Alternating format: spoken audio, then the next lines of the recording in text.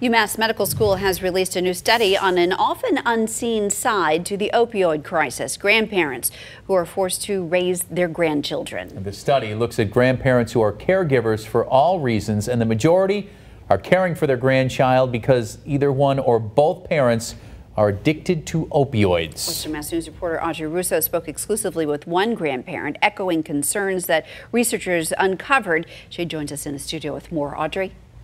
The statistics from the study are staggering, but the research goes beyond the numbers. There were surveys and focus groups of grandparents raising their grandchildren, and the study took a closer look at the mental health that the grandchildren face and the legal battles that the grandparents and their guardians face in order to keep them safe.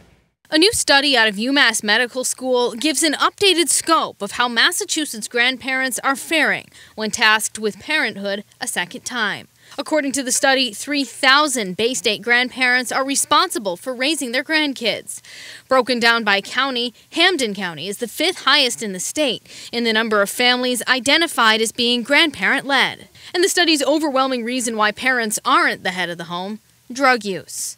But it's not just who is raising grandchildren, but for how long. The study says more than half of grandparents are in the parental role for 5 years or more, 20% for a decade or more. You want to pull her from all the friends she's ever known. You want to pull her from her church community. Brenda Leja is one of those grandparents who's been raising her granddaughter Mackenzie since birth.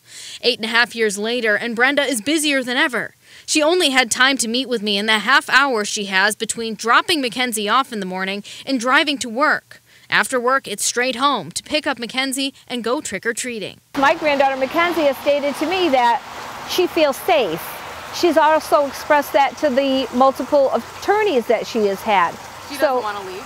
No, she doesn't want to leave. Brenda says both of Mackenzie's parents suffer from opioid addiction. Right now, she's fighting to remain Mackenzie's permanent guardian rather than sending her across the state to live with a parent. It's a battle Brenda says grandparents aren't a part of in the state's eyes. I have to take days off of work, not paid, because I have no legal representation. So I have to handle that myself. And that's what's tiring for me. Based on direct quotes taken from the UMass Studies focus groups, Brenda is not alone. Other Bay State grandparents saying the tolls of raising a grandchild and then having no claim to their care in court is exhausting. Exhausting for everyone involved. I see it because of the biting of the lip.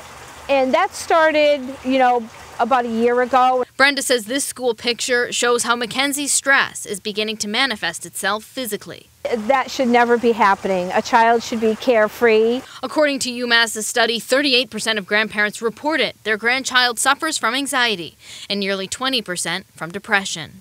Without breaking down, I'm very scared. I know what's on the other side, and it's not good.